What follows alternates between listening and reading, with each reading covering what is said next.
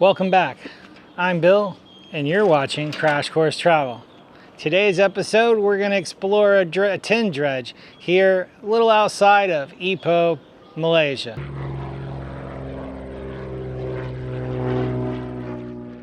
This floating machine helped build modern Malaysia, and today it just sits here in silence. This is the last tin dredge in the country, and the question is it actually worth visiting?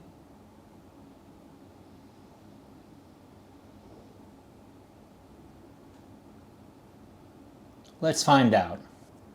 The dredge is located in a rural area about 35-minute drive outside of Ipoh. Admission was 38 ringgit per person when we visited in late 2025. The price is the same for both tourists and locals. Parking isn't an issue as there's plenty available on site.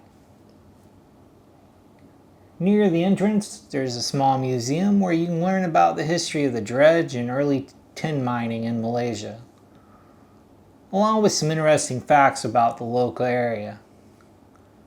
It only takes a few minutes to go through and serves as a great primer before the main event, the number 5 dredge itself. Here we go. We're going to walk over here and actually walk onto the dredge.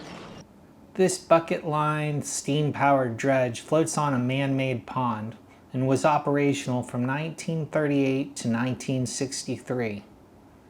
It dug up tin ore from the earth and processed it all on board. This wasn't just a machine, it was a floating factory. This is a self-guided tour, and it wasn't crowded at all. We were the only ones on the dredge, which made for a very memorable experience. There's clear signage throughout with scannable QR codes that provide additional information. If you plan to explore the entire dredge, allow about 90 minutes. If you also plan to visit the maze park, I would add another 60 minutes. While the interior of the dredge is shaded, there's definitely no air conditioning, so avoiding midday heat is advisable. To explore everything, you'll need to harness up and be comfortable climbing ladders. I wouldn't recommend this experience for anyone with mobility issues. However, being able to access so much of the dredge truly makes this a unique visit. Here, let me show you what I mean.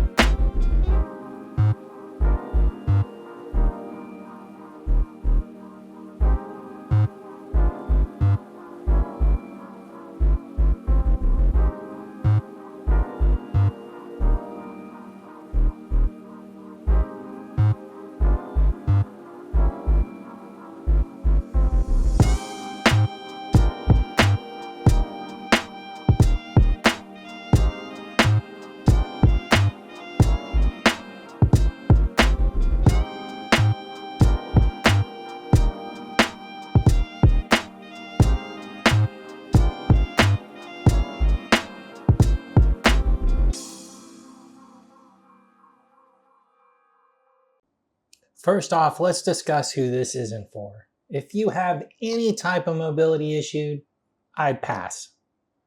If you're short on time or don't have access to a car, it's probably a pass as well. For me, this isn't a must-do, but it's definitely a unique and worthwhile stop for anyone even slightly interested in mining history. Now, since it's included in the price of admission, let's go take a look at the maze park.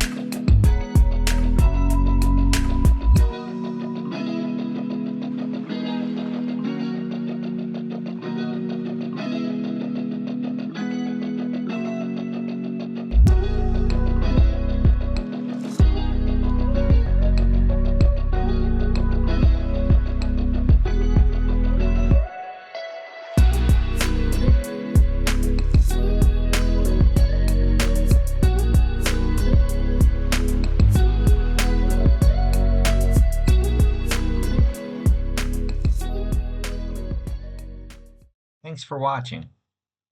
Make sure to click like, subscribe, and smash that notification bell. Until next time, farewell.